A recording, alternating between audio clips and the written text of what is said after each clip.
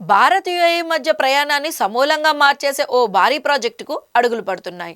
ముంబై నుంచి దుబాయ్కి అరేబియా మహాసముద్రం అడుగున హై స్పీడ్ రైలును నడపాలనే ప్రతిపాదన ఇప్పుడు ప్రపంచ దృష్టిని ఆకర్షిస్తోంది.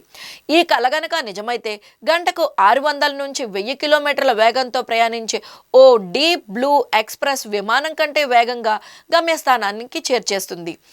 ఈ ప్రాజెక్టులో అత్యంత ఆకర్షణీయమైన అంశం ఏమిటంటే సముద్ర మట్టానికి 200 మీటర్ల లోతులో ఉండే ఈ టనల్కు పనోరమిక్ కిటికీలను ఏర్పాటు చేయనున్నారు. అంటే మీరు రైల్లో కూర్చుని వెళ్తుంటే కిటికీ బయట తిమింగ్లాలు, షార్కులు, రకరకాల సముద్ర జీవులు మీ పక్కనే ఈదుతున్నట్లుగా కనిపిస్తాయి.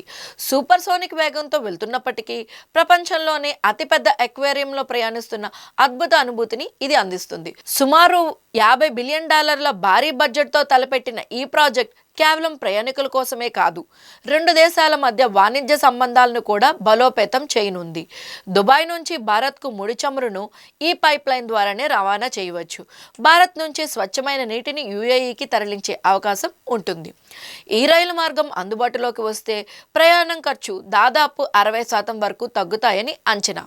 ఈ ప్రాజెక్ట్ పూర్తయితే ముంబై నగరం అంతర్జాతీయ వాణిజ్యానికి మరింత పెద్ద కేంద్రంగా మారుతుంది. అంతేకాకుండా ఈ నిర్మాణం ద్వారా దాదాపు 50,000 కొత్త ఉద్యోగాలు లభిస్తాయని అంచనా వేస్తున్నారు.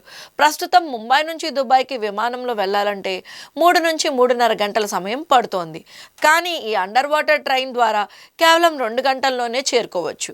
ప్రస్తుతం ఈ భారీ ప్రాజెక్టుపై భారత్, యుఏఈ ప్రభుత్వాల మధ్య చర్చలు జరుగుతున్నాయి.